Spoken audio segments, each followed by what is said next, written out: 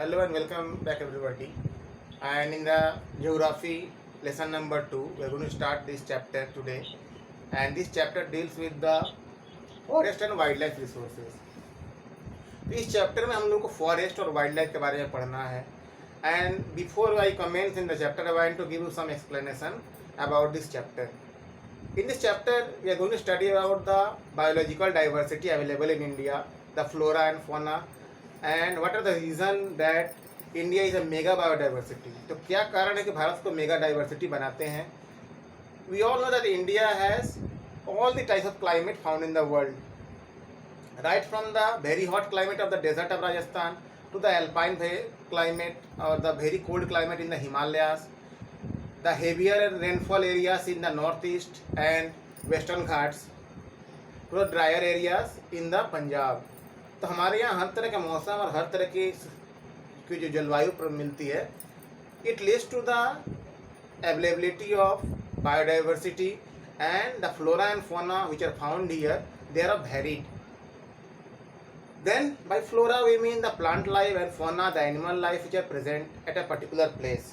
Then according to the records, we have 81,000 species of fauna, means animal life, and 47,000 species of the plant life in our India. And our India is blessed with the virtue that we have both the majestic animal, the tiger and the lion, both are available in our country. तो दुनिया में भारत एक ऐसा देश है जहाँ tiger और lion जो दोनों एनिमल है अवेलेबल हैं. We all know that a tiger is an animal found in the thickly forested areas, and it prefers to live in the rainier areas. But a lion, tries to live in the less densely populated forest and the drier region. Therefore, lions are usually found in Gujarat Gir forest and tigers in the Sundarban, which is very a rainier area and densely covered forest region. Then we are going to start with the next thing, the biological diversity or the biodiversity. तभी तक हम लोगों ने ये समझा कि भारत में जो बायोडाइवर्सिटी है क्यों है.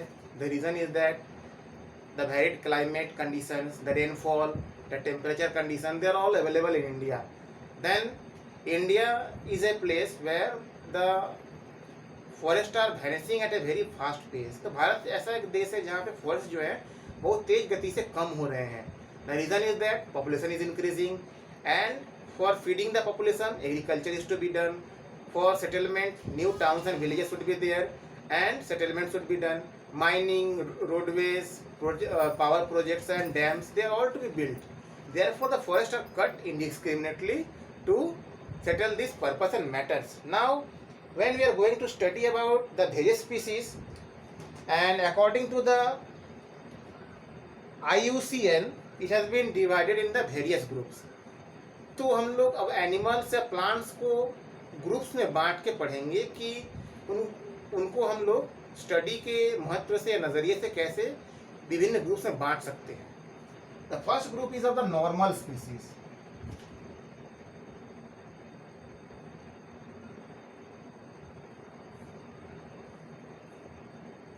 तो नॉर्मल स्पीसीज का मतलब क्या होता है? Those plants and animals which are common and are found everywhere, they are the normal species, like the cow, buffalo, dog, cat, the grass in the vegetation, these are all found everywhere. The mosquito, housefly, तो जितने भी जीव जंतु हम लोग देखते हैं जो कॉमन है, हर जगह मिलते हैं और उनको खोजने में हमको ज़्यादा दिक्कत नहीं होती है. Very easily they are available everywhere, they are the normal species. तो नॉर्मल स्पीसीज वो हो गए जो हर जगह उपलब्ध हैं, आसानी से दिखते हैं, and we can find it with very less difficulty.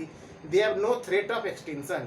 इनको कोई थ्रेट नहीं है कि ये ख़त्म होने वाले हैं आने वाले सालों में. इनको कोई भय नहीं है एक्सटिंक्शन का. ये नॉर्मल स्पीसीज है. Then the endangered species.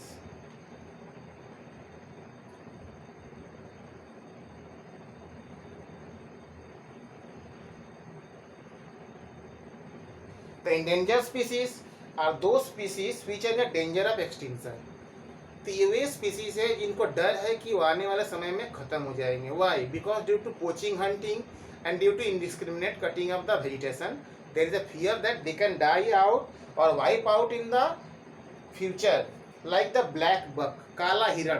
काला हिरण जो है ये राजस्थान के कुछ पार्ट्स या हरियाणा में मिलता है और ये एंडेंजर्ड स्पीसीज है because due to indiscriminate hunting the wild ass is another animal. And Sangai, macaque, lion tailed macaque, this are the animals which are endangered. तो ये एनिमल्स है जो एंडेंजर्ड है, जिन पे खतरा मंडरा रहा है कि आने वाले समय में खत्म हो जाएंगे या पूरी तरह से ये विलुप्त हो जाएंगे, एंडेंजर्ड स्पीसीज है। Now the vulnerable species.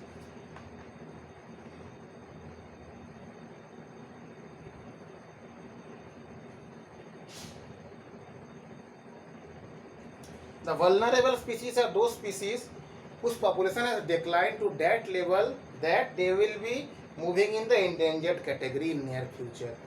तो vulnerable species क्या होता है? वे जंतु जिनकी जनसंख्या बहुत तेजी से घट रही है, मतलब कम हो रही है और आने वाले कुछ सालों में वो endangered जोन में घुस जाएंगे, उनको vulnerable कहते हैं। तो vulnerable क्या है कि वे एनिमल या प्लांट्स जो बहुत तेजी से खत्म हो रहे हैं और आने वाले भविष्य में वो एंडेंजर्ड बनने वाले हैं, तो उनको वल्नरेबल कहते हैं।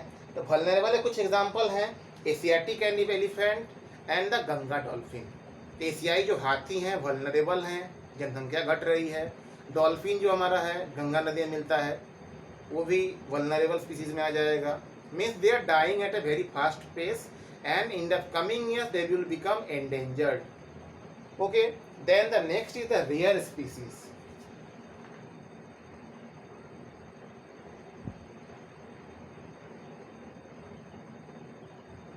तो रेयर स्पीसीज क्या होते हैं? Those species which are very small population and they may be endangered और वल्नरेबल कैटेगरी। तो रेयर मतलब क्या कि जो बहुत ही मतलब मुश्किल से मिलते हैं, हमेशा मतलब दिखते नहीं है, कॉमन नहीं है, मुश्किल से मिलते हैं। हो सकता है कि ये वल्नरेबल या एंडेंजर्ड भी हो सकते हैं और उस कैटेगरी में जा भी सकते हैं। Then the example of such species are Himalayan brown bear, wild Asiatic buffalo and desert fox and hornbill. ये कुछ जानवरों के नाम बताए हैं, ये रेयर हैं। तो रेयर वही जानवर हैं जो उनको मतलब कॉमनली फाउंड नहीं होते हैं, इजीली उनको हम लोग देख नहीं पाते हैं और जो मुश्किल हैं उनका ट्रैक हम लोग कर नहीं पाते। हॉर्नबिल एक चिड़िया है जिसके बीक पे हॉर्न होता है। Then the buffalo, Asiatic, this are all the rare species. Now the endemic species.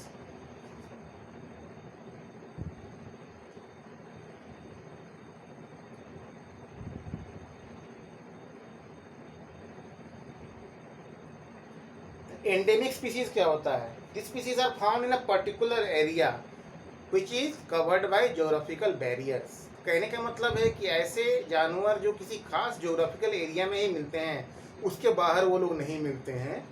इस तरह के एनिमल जो हैं उनको हम लोग एंडेमिक स्पीसीज कह सकते हैं। Like Nicobar pigeon, Andaman wild pig and mithun in Arunachal Pradesh. तो वे जानवर या जंतु जो किसी खास एरिया में ही मिलते हैं, उसके बाहर नहीं मिलेंगे, उनको हम लोग एंडेमिक स्पीसीज कह सकते हैं। और Nicobar wild pigeon, mithun Arunachal Pradesh, they are the very good example of endemic species. Now the extinct species.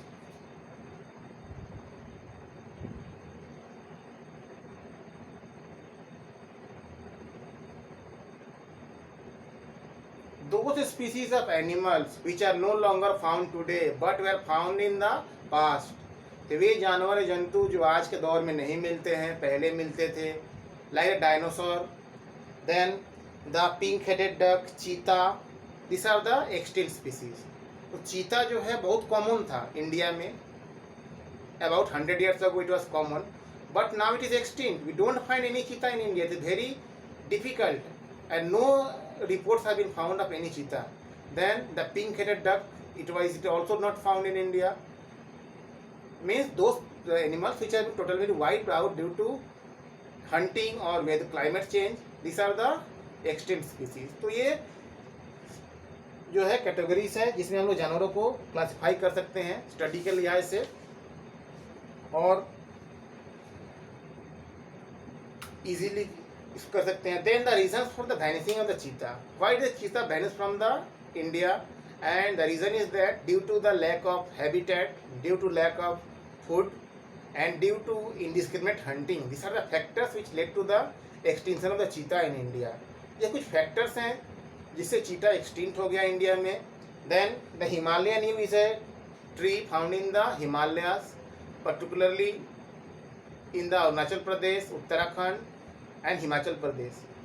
तो हिमालयन यू क्या है, पेड़ है, and this tree is very much popular because of the yield of cancer treatment medicine.